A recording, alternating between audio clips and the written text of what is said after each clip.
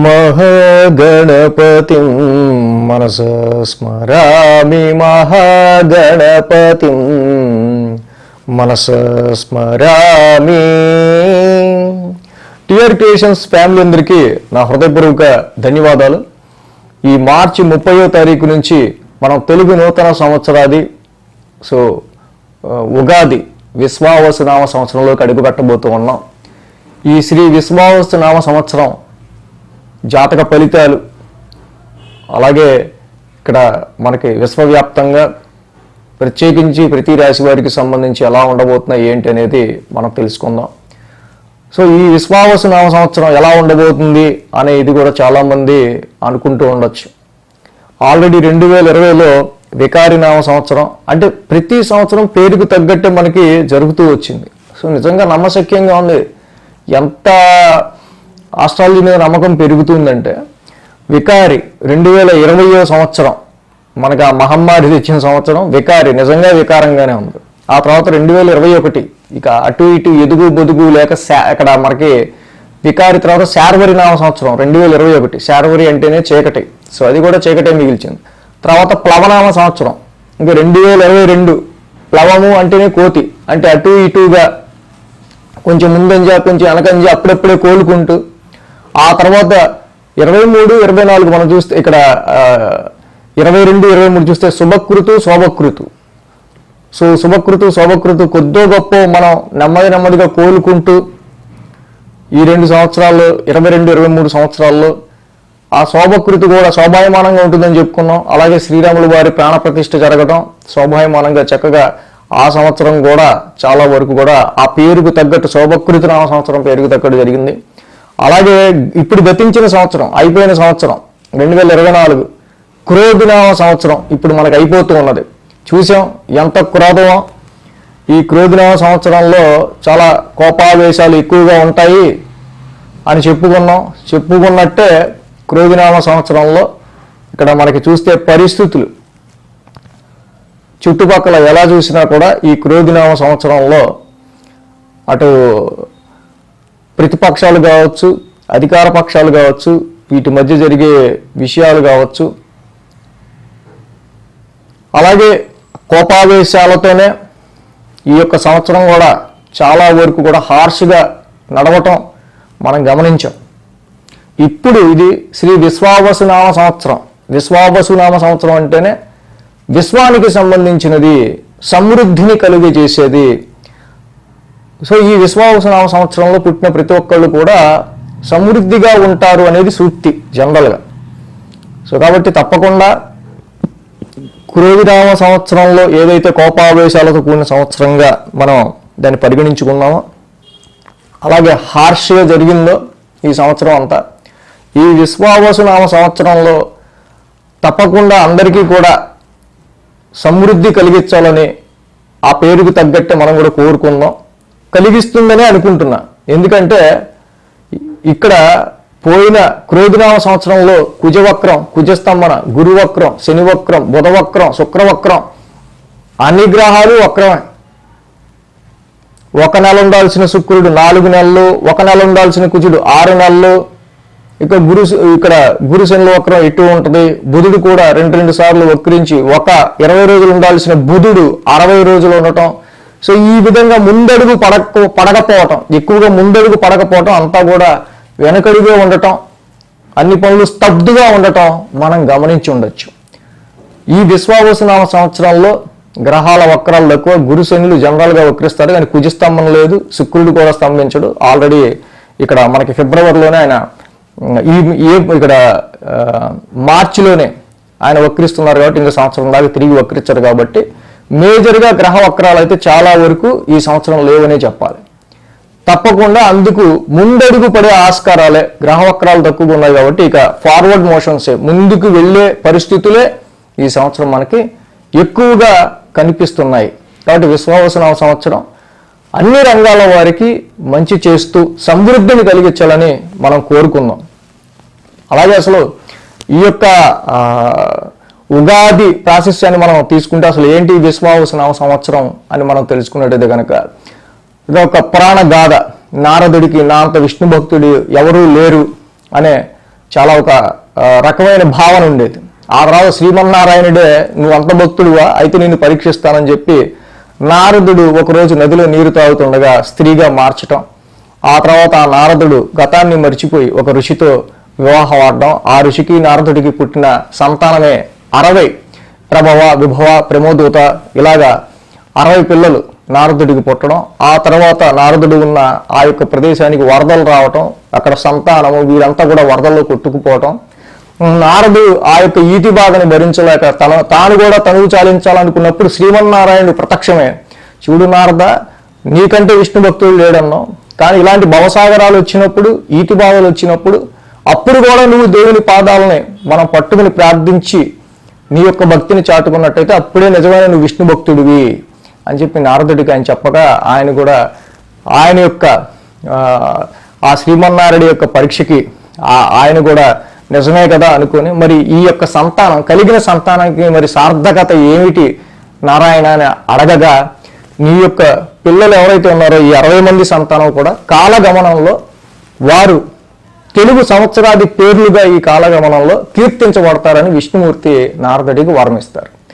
ఈ విధంగా ఈ విశ్వావసునామ సంవత్సరం 39వ పిల్లాడు నారదుడికి పుట్టిన 39వ పిల్లాడు 39వ తెలుగు సంవత్సరం విశ్వావసు నామ సంవత్సరం అనేది. సో అది మొత్తంగా పురాణ గాథ. సో ఇక మనం రాశి ఫలాల్లోకి వెళ్దాం.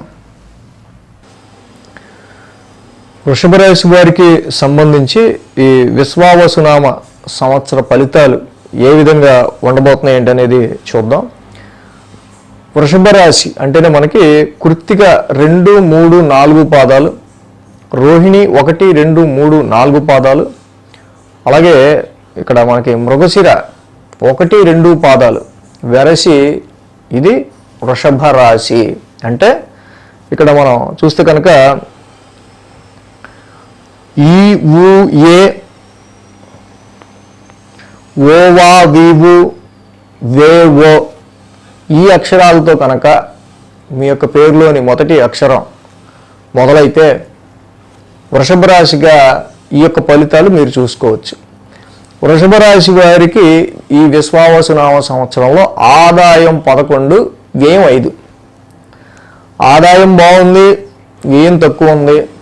వృషభ రాశి వారికి నిజంగా ఎందుకు ఇంతకాలం బాగుంది అనేది మనం చూడాలంటే అది ఎందుకు కూడా చెప్తా. రాజపూజ్యం 1, అవమానం 3. సో కాబట్టి రాజపూజ్యం మనల్ని ఎక్కువ పొగిడే వాళ్ళు తక్కువ ఉంటే వెనకాల నుంచి కంప్లైంట్లు ఇచ్చేవాళ్ళు కొంచెం 1-2 ఎక్కువే ఉన్నారు. సో అది కూడా ఎందుకనేది చూద్దాం. ఈ యొక్క సంవత్సరంలో అద్భుతంగా మనం చెప్పుకోవాల్సిన గ్రహం ఏదన్నా ఒకటి ఉందంటే శని భగవానుడు, గురు భగవానుడు. శని గురులు ఇద్దరూ అద్భుతంగా యోగించడంతో పాటుగా రాహువు కూడా మంచి అద్భుతమైన ఫలితాన్ని ఇస్తున్నాడు. ఈ విశ్వావసునామ సంవత్సరంలో వృషభ రాశి వారికి మీ మహర్దశలు జాతకంలో యోగాలు ఉన్న వాళ్ళకి ఎవరికైతే ఇంకా బాగుందో వాళ్ళకి ఇక్కడ లాంగ్ టర్మ్ ప్లానెట్స్ అయిన ఈ రాహువు కావచ్చు, శని కావచ్చు, గురుడు కావచ్చు, 3 కూడా యోగించడం అనేది అద్భుతమైన విషయం వృషభ రాశి వారికి. సో ఇక్కడ ద్వితీయ స్థానంలో తామ్రమూర్తిగా గురుడి యొక్క సంచారం ఉంది. ఏకాదశంలో సువర్ణమూర్తిగా శని యొక్క సంచారం ఉంది. దశమంలో ఇక్కడ రజితమూర్తిగా రాహు యొక్క సంచారం ఉంది. వృషభ రాశి వారికి నాకు తెలిసి అసలు ఈ సంవత్సరం ఇక ఉగాది ఫలితాలు చెప్పకర్లా ఇంకే విధంగా ఉంటుందనేది. యోగకారకుడు ఈ రాశికి శని భగవానుడు. యోగకారకుడైన శని భగవానుడి యొక్క స్థితి గోచారం అద్భుతమైన స్థానంలో వీళ్ళకి ఏకాదశంలో ఉండటం వల్ల విదేశీ ప్రయాణాల గురించి చూసే వాళ్ళకేంటి, PhD మాస్టర్స్ చేసే వాళ్ళకి, ఉన్నత ఉద్యోగాలు చేసే వాళ్ళకి, జీవిత క్రమంలో మీ ఎదుగుదలకి సంబంధించి ప్రమోషన్ల గురించి చూసే వాళ్ళకి, ఉద్యోగంలో ఇప్పటిదాకా నాకు గుర్తింపు లేదురా అనుకున్న వాళ్ళకి తప్పకుండా గుర్తింపు తెచ్చే విధంగా, మంచి ఎక్స్పీరియన్స్తో డిసిప్లైన్డ్గా ఉన్న వాళ్ళకి చాలా సంవత్సరాల తర్వాత మీరు కోరుకున్న స్థానాన్ని ఉద్యోగంలో ఎక్కడైతే మీరు మీ యొక్క స్థితిని చూడాలనుకున్నారో, ఏ ప్రమోషన్లో అయితే మిమ్మల్ని చూడాలనుకున్నారో ఆ యొక్క స్థానంలో మీరు ఈ సంవత్సరం ఉండే ఆస్కారాలు తప్పకుండా కొట్టొచ్చినట్టుగా, బాధ వచ్చినట్టుగా కనిపిస్తున్నాయి. సో ఇక్కడ వృషభ రాశి వారికి శని భగవానుడు ఇచ్చే రిజల్ట్స్ అనేవి అల్టిమేట్గా చెప్పక్కర్లా. వృషభ రాశి వాళ్ళకి ఉద్యోగ పరిస్థితులకి సంబంధించిన విషయాలు, ఉద్యోగం లేదురా మాకు అనుకున్న వాళ్ళకి ఉద్యోగం రావటం, ఉద్యోగం ఉంది అనుకున్న వాళ్ళకి గుర్తింపు రావటం, నేను మంచి డిసిప్లిన్గా ఉన్న ఉద్యోగంలో అనుకున్న వాళ్ళకి తగ్గ ప్రమోషన్ రావటం 100% మనం ఇక్కడ గుర్తియచ్చు. ఆర్థికపరమైన విషయాల్లో, ధనపరమైన విషయాల్లో గురువు గారి యొక్క సంచారం ఈ రాశి వాళ్ళకి ద్వితీయ స్థానంలో ఏదైతే ఉందో అద్భుతంగా ఆర్థికాభివృద్ధి, ఫైనాన్షియల్గా ఎదుగుదల, తప్పకుండా కుటుంబంలో విలువలు తెలుసుకోవటం, వాక్శుద్ధి పెరగటం, మీ మాటకి విలువ పెరగటం ఇక్కడ గమనించవచ్చు. అలాగే మీ యొక్క స్థిరాస్తులు, ఇన్హెరిటెన్స్, వారసత్వ ఆస్తులు ఏవైతే ఉంటాయో వాటికి ఈ సమయంలో మంచి వాల్యూ వచ్చే ఆస్కారం, మీకు ఎక్కడన్నా భూమి ఉంది దానికి ఈ సమయంలో మంచి వాల్యూ వచ్చే ఆస్కారం గమనించచ్చు. ఉద్యోగ ప్రయత్నాల గురించి చేసుకునే వాళ్ళకి అసలు ముమ్మరమైన ప్రయత్నాలు మొదలు పెడతారు. కానీ ఇక్కడ స్టెబిలిటీ అనేది చాలా అవసరం. మనం ఏదో జంప్ కొడుతున్నాం, మంచి ఆఫర్లు వస్తున్నాయి అనేది వెంటనే ఉద్యోగాలు మారడం అనేది ఈ సంవత్సరం అంతగా మంచి పద్ధతి కాదు. ఎందుకంటే అవకాశాలు కూడా అలాగే వస్తాయి. ఆ స్థిరత్వం అనేది ఉద్యోగంలో ముఖ్యం.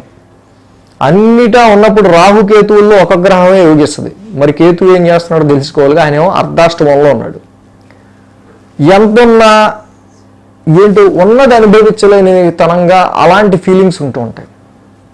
మనకు లగ్జరీ ఉంది కానీ ఏంటో అనుభవించలేం. ఏదో ఒక డిస్సాటిస్ఫాక్షన్ అనేది మీ గృహ పరిస్థితుల రీత్యా వెంటాడుతుండే ఆస్కారాలు ఉన్నాయి. కించిత్ పేరెంట్స్, తల్లిదండ్రుల యొక్క ఆరోగ్యానికి సంబంధించిన విషయాల్లోనూ, కుటుంబ పరిస్థితులకి సంబంధించి కానీ, గృహ పరిస్థితులకి సంబంధించిన విషయాల్లో కానీ కొంతవరకు వీటి విషయాల్లో మాత్రం కొంత డిసాటిస్ఫాక్షన్ అనేది మీకు వెనక ఉంటూ ఉండటం, ఈ ఉద్యోగ పరిస్థితులు రీత్యానో, రాక అవకాశం వచ్చి దున్నేద్దాం అనుకునే ఆ మైండ్ సెట్ రీత్యానో మీ యొక్క మానసిక ప్రశాంతతను వదిలేసి ఇక మెటీరియలిస్ట్ కోడ్లోకి అడుగు పెడతారు. తప్పదు, ఇది కలియుగం, కాంపిటీషన్ ఉండాలి, రాక అవకాశం వస్తే మనం ఏంటో చూపించుకోవాలన్నట్టే ఉంటుంది. సో వీటితో ఇన్ని గ్రహాలు అనుకూలత ఉండటం వల్ల మీ ప్రశాంతతను వదిలేసి ఇక ఎంతెంటో చూద్దాం, మార్కెట్ అంతెంటో చూద్దాం అన్నట్టు ముందుకెళ్తారు. ఇక్కడ నేను చెప్పొచ్చేది వ్యాపారస్తులుగా, ఉద్యోగస్తులుగా, వీళ్ళకని కాదు. శని లాభస్థాన సంచారం తప్పకుండా చక్కగా అన్ని రంగాల్లో ఉన్న వాళ్ళకి, ఈ రాశి వాళ్ళకి మంచి అవకాశాలు ఇస్తుంది. ధనస్థానంలో గురుని యొక్క సంచారం తప్పకుండా మీరు ఏ రంగం వారైనప్పటికీ కూడా ఆర్థిక అభివృద్ధి ఇస్తాడు. దశమంలో ఉన్న రాహు మీకు చేసే ఉద్యోగంలో ఒక యూనిక్నెస్ని మీకు క్రియేట్ చేసే ఆస్కారాలు తప్పకుండా మనకి ఇక్కడ కనిపిస్తూ ఉన్నాయి. సో అదేవిధంగా ఈ యొక్క వృషభ రాశి వారికి మనం చూస్తే కనుక ఈ రాశికి కృత్తిక, రోహిణి, మృగశిర, ఈ కృత్తిక నక్షత్రం వారు ఎవరైతే ఉంటారో ఈ వృషభ రాశి వారికి సంబంధించి ముఖ్యంగా ఈ రాశి వారికి ఉద్యోగ అవకాశాల్లో చాలా నూతనమైన అవకాశాలు అనేవి రావటం, ఒకదాని తర్వాత ఒకటి చాలా ఎక్కువగా ఉంటుంది. అలాగే ఉద్యోగంలో కూడా మంచి పొజిషన్కి వెళ్ళే ఆస్కారాలు ఇక్కడ కృత్తిక నక్షత్రం వారికి. రోహిణి నక్షత్రం వారికి సంబంధించి చూస్తే వీరికి ఎప్పుడూ లేని అధికారానికి సంబంధించి మంచి అధికారం అనేది వీళ్ళకి లభించడం అనేది రోహిణి నక్షత్రం వారికి తప్పకుండా ఈ సమయంలో మనం గమనించవచ్చు. అలాగే మృగశిర నక్షత్రం వాళ్ళకి సంబంధించి ఆర్థికాభివృద్ధి, ఆర్థిక పురోగతికి సంబంధించి చాలా మంచి పరిస్థితులు కనిపిస్తూ ఉన్నాయి. ధన సంపాదన అనేది పెరుగుతూ ఉన్నప్పటికీ సంపాదన అంటే అంత ఈజీ సబ్జెక్ట్ కాదనేది కూడా తెలుసుకుంటూ ముందుకెళ్ళడం అనేది మృగశిర నక్షత్రం వాళ్ళకి. ఇక్కడ కుజ నక్షత్రంగా ఈ యొక్క నక్షత్రం వారికి ఈ యొక్క విశ్వావసు నవ సంవత్సరంలో ఉండే ప్రభావం. ఇంకా అర్ధాష్టమ రవి, అష్టమంలో ఉన్నప్పుడు రవి, అష్టమ కుజుడు, అర్ధాష్టమ కుజుడు, జన్మంలో రవి కుజులు ఉన్నప్పుడు ఇంక ఇలాగ మాస ఫలితాలు మారుతూ ఉంటాయి. అలాగే వీక్లీ ఫలితాలు కూడా మనం చూసుకుంటూ ఉండాలి. మొత్తంగా 3 గ్రహాల యొక్క అనుకూలత వృషభ రాశి వారికి ఉంది కాబట్టి మేజర్గా సబ్జెక్ట్ చూస్తే ఈ సంవత్సరం మొత్తంలో 40% మేజర్ ప్లానెట్స్ అంటే మిగతా గ్రహాలు ఎలా ఉన్నా, మిగతా 5 గ్రహాలు ఎలా ఉన్నా 40% మీకు ఎప్పుడూ అనుకూలమే. అది కాబట్టి వృషభ రాశి మిత్రులు, శ్రేయోభిలాషులు, మన ఫ్యామిలీ మెంబర్స్ ఎవరున్నా ఈ అద్భుతమైన విషయాన్ని విశ్వావసు నామ సంవత్సరంలో యోగిస్తున్న ఒకే ఒక్క రాశి వృషభ రాశి. సో ఈ విషయాన్ని అందరికి కూడా చేర్చండి, షేర్ చేయండి. సో అందరికీ ధన్యవాదాలు. ఈ వీడియో కనుక మీకు నచ్చినట్లయితే లైక్ చేయండి, షేర్ చేయండి. మరిన్ని అప్డేట్స్ కోసం సబ్స్క్రైబ్ చేయడం మాత్రం మర్చిపోకండి.